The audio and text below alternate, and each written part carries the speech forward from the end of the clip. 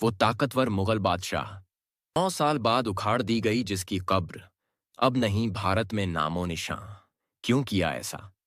सही मायनों में मुगल सल्तनत ने भारत पर पूरी ताकत के साथ करीब 200 साल शासन किया, लेकिन उसकी मौजूदगी 331 सालों तक बनी रही।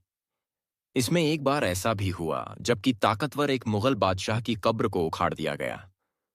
भारत में कुल 20 मुगल बादशाह हुए, जिन्होंने 1526 से 1957 तक शासन किया। इस मुगल सल्तनत की शुरुआत बाबर के साथ हुई और सही मायनों में औरंगजेब तक चली। इसके बाद भी इस वंश के 13 बादशाह और हुए, लेकिन वो बहुत कमजोर और इतने कठपुतली थे कि उनको कोई नहीं जानता। सबसे ताकतवर मुगल बादशाहों में एक ऐसा भी था जिसकी मौत के 9 साल बाद उसकी कब्र उखाड़ दी गई। अब उसकी कब्र भारत में कहीं है ही नहीं। ये मुगल बादशाह कोई और नहीं, वो शख्स था जिसने इस ताकतवर वंश की नींव भारत में रखी थी। वो शासक खुद बाबर था, जो उज़्बेकिस्तान में पैदा हुआ। बाबर की मौत 26 दिसंबर 1530 को आगरा में हुई। पहले उसे फिरोजाबाद में दफनाया गया। बाबर की कब्र 9 साल बाद क्यों उखाड़ी गई? ये एक बड़ा सवाल है।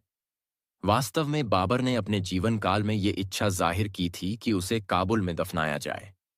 काबुल उसके लिए विशेष महत्व रखता था, क्योंकि वहां उसने 1504 से 1226 तक शासन किया था।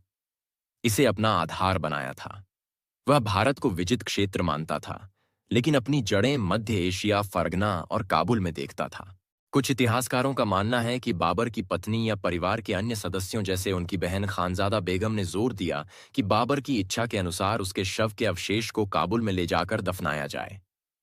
हुमायूं की व्यस्तता के कारण यह देर से हो पाया। ये भी हो सकता है कि हुमायूं ने अपने पिता की स्मृति को सम्मान देने के लिए यह कदम तब उठाया जब उसे लगा कि वह काबुल में स्थायी रूप से बाबर की कब्र स्थापित कर सकता है। बाबर की कब्र आज भी काबुल में बाग-ए-बाबर में स्थित, जहां इसके चारों ओर शानदार बाग है। यह अफगानिस्तान में मुगल इतिहास का एक महत्वपूर्ण प्रतीक है। और भी जानकारी के लिए